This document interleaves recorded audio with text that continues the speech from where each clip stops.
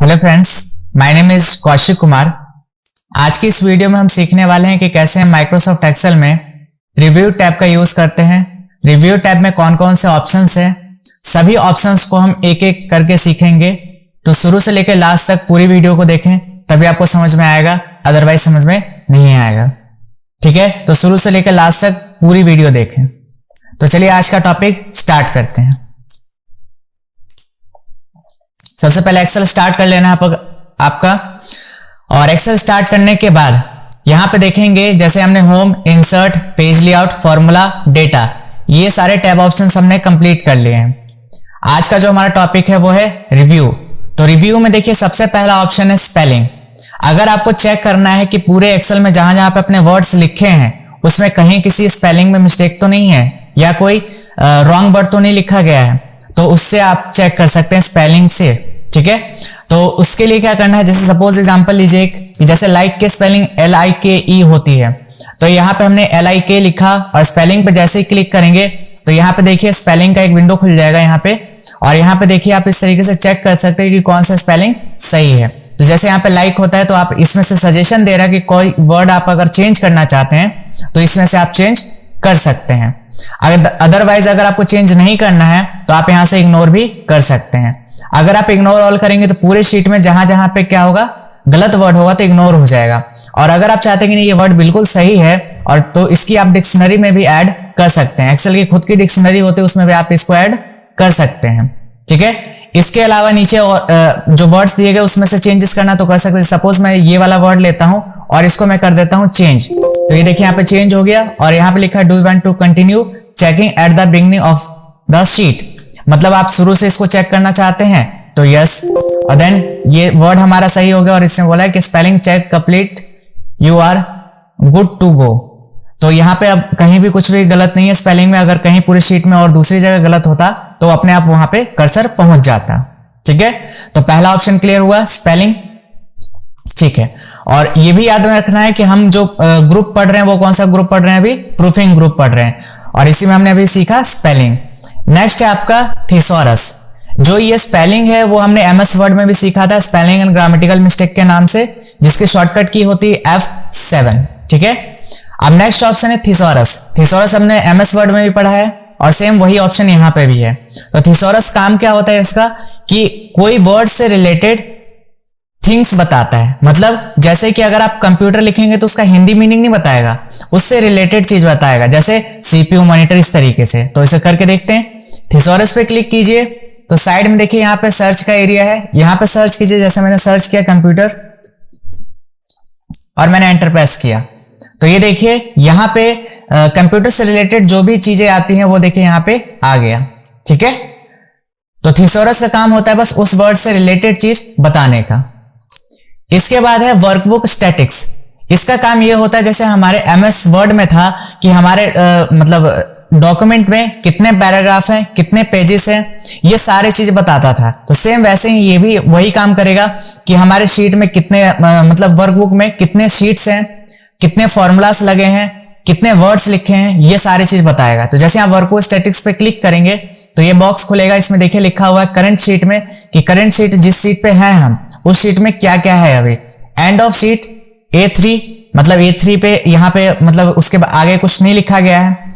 फिर sales with data 2 cell में लिखा गया 1 and 2। ठीक है, फिर टेबल्स नहीं है, फॉर्मूलास नहीं है। शीट कितने हैं हमारे वर्कबुक में 1, और सेल्स विथ डेटा कितने हैं 2, 1 मतलब सबसे ऊपर वाला ये, और ये 2 सेल में बस लिखा गया और कहीं भी नहीं लिखा गया है। इसके बाद फॉर्मूलास अगर पूरे वर्कबुक में होगा तो वही बता देगा, लेकिन अभी कहीं नहीं लगाए थे इसलिए यहाँ पे 0 बता रहे हैं। क्लियर हो गया वर्कबुक स्टैटिक्स। इसके बाद नेक्स्ट आगे हम बढ़ते हैं। ये जो ऑप्शंस है ट्रांसलेट, ये सब ये हमारा ऑनलाइन प्रोसेस होता है, तो उसको छोड़ते हैं, आगे बढ़ते हैं। नेक्स्ट है हमारा न्यू कमेंट। न्यू कमेंट क्या होता है कि अगर आप कोई वर्ड लिखे हैं, सपोज कोई वर्ड लिखा गया है और उस वर्ड से रिलेटेड थिंग आप कुछ बताना चाहते हैं, ठीक है, तो एक्सप्लेनेशन अगर उसका देना है, लेकिन अगर हम चाहते हैं कि उसी सेल में ना दे करके उसको एक अलग तरीके से शो करवाएं, तो उसी के लिए कमेंट यूज होता है। ठीक है, अगर किसी भी नाम का या किसी भी वर्ड का आपको क्या करना है, कमेंट शो करवाना है, तो उसी के लिए आपका यूज होता है न्यू कमेंट, जिसकी शॉर्टकट की होती है Shift+F2। ठीक है। सपोज मुझे लाइक का डेफिनेशन बताना है बट इसी सेल में नहीं बताना, मुझे कमेंट के तौर पे शो करवाना है, तो आप इसे बस सिलेक्ट कीजिए और न्यू कमेंट पे क्लिक कर दीजिए। तो देखेंगे क्या यहाँ पे एक बॉक्स खुल जाएगा और इसके अंदर जो भी आप इसके बारे में लिखना चाहते हैं वो आप यहाँ पे टाइप कर सकते हैं। क्लियर? आप चाहें तो ये जो ऊपर आ रहा है लिखा हुआ कौशिक कुमार, आप इसे हटा भी सकते हैं और इसको पूरा ब्लैंक करके भी आप इसमें कुछ टाइप करना चाहें तो टाइप कर सकते हैं। ठीक है। अब इसको जैसे हैं बाहर, अगर आप इसको बढ़ाना चाहते हैं, अगर इसको आप ये जो साइज है इतना छोटा सा जो बॉक्स दिख रहा है इसको बढ़ाना चाहते हैं तो आप यहां से साइड से बढ़ा भी सकते हैं। इसको आप यहां से इसको ड्रैग कीजिएगा आगे की तरफ तो ये बड़ा भी हो जाएगा, और छोटा करना तो छोटा भी कर सकते हैं। ठीक है। तो ये था आपका कमेंट। अब सपोज आपने बाहर क्लिक करा तो देखिए वो कमेंट बंद हो गया।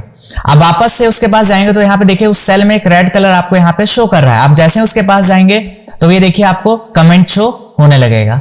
ठीक है।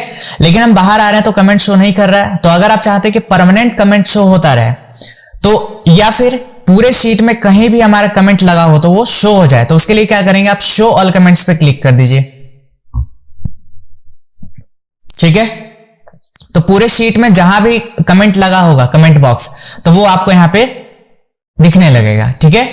इसके बाद है नेक्स्ट और प्रीवियस। अगर पूरे शीट में और कहीं भी लगा है तो आप नेक्स्ट और प्रीवियस को क्लिक करके चेक कर सकते हैं कि कहां कहां पे कमेंट लगा है। अभी डिलीट ऑप्शन बंद है क्योंकि हमने कमेंट पे क्लिक नहीं किया। जैसे आप कमेंट पे क्लिक करेंगे जिस बॉक्स में कमेंट लगाया है सेल में, तो यहां पे देखिए डिलीट का ऑप्शन चालू हो गया। अगर आपको एडिट करना है तो एडिट पे क्लिक कर सकते हैं। ठीक है।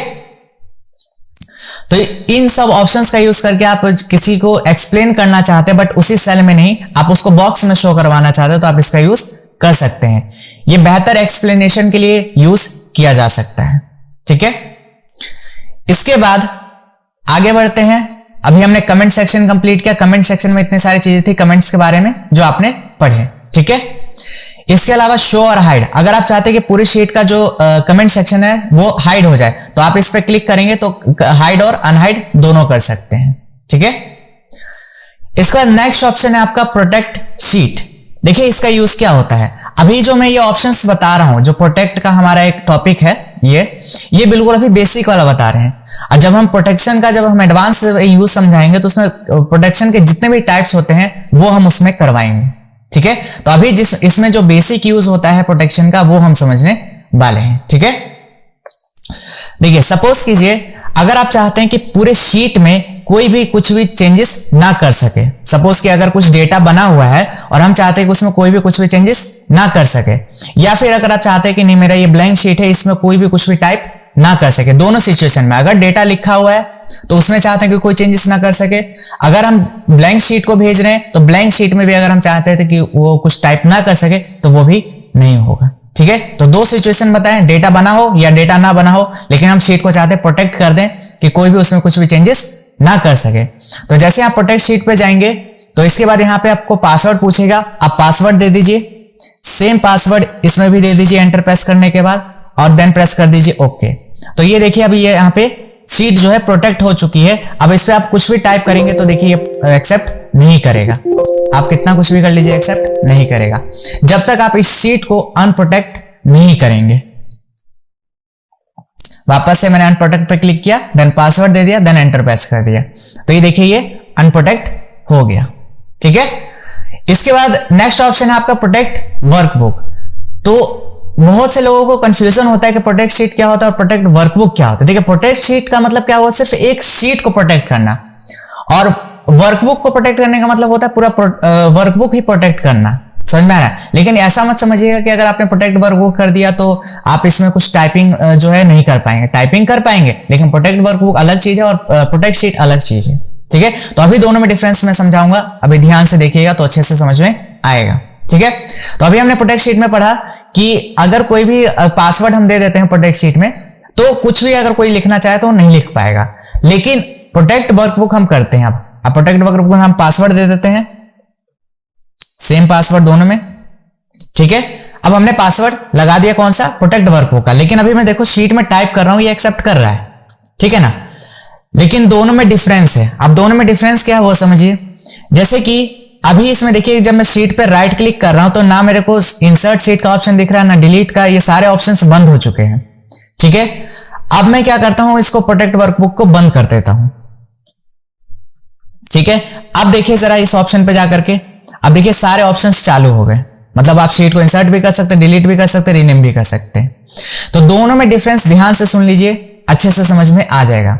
अगर आप प्रोटेक्ट शीट करते हैं, मैं दोबारा से समझा देता हूं, अगर आप प्रोटेक्ट शीट देते हैं, देखिए मैंने यहां पे पासवर्ड लगाया, एंटर प्रेस करा, दोबारा से मैंने पासवर्ड लगाया, एंटर प्रेस करा, शीट प्रोटेक्ट मैंने कर दी। अगर आप शीट प्रोटेक्ट करते हैं तो शीट में कोई भी कुछ भी चेंजेस नहीं कर सकता, कुछ भी टाइप नहीं कर सकता है, और अगर कुछ हटाना भी चाहे तो वो भी नहीं हटा सकता है। समझ में आया?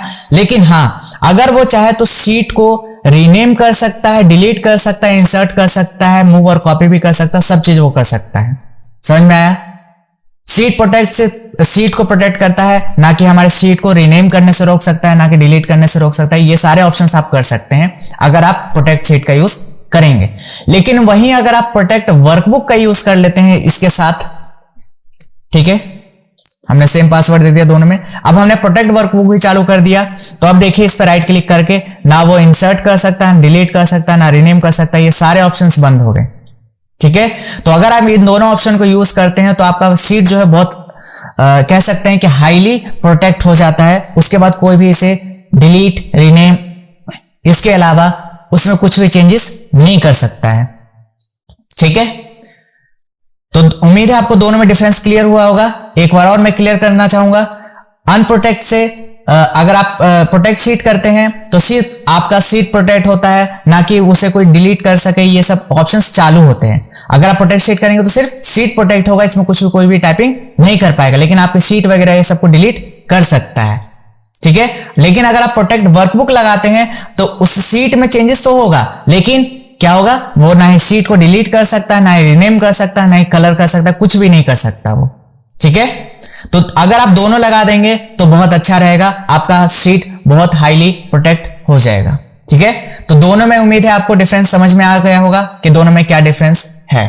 ठीक है, तो उम्मीद है आपको रिव्यू टैब के सारे ऑप्शंस क्लियर हुए होंगे। ठीक है, और अगर फिर भी आपको कुछ भी डाउट रहता है तो आप हमें कमेंट सेक्शन में पूछ सकते हैं, और अगर आपको ये वीडियो अच्छी लगी इसको लाइक, शेयर एंड कमेंट करना ना भूलें।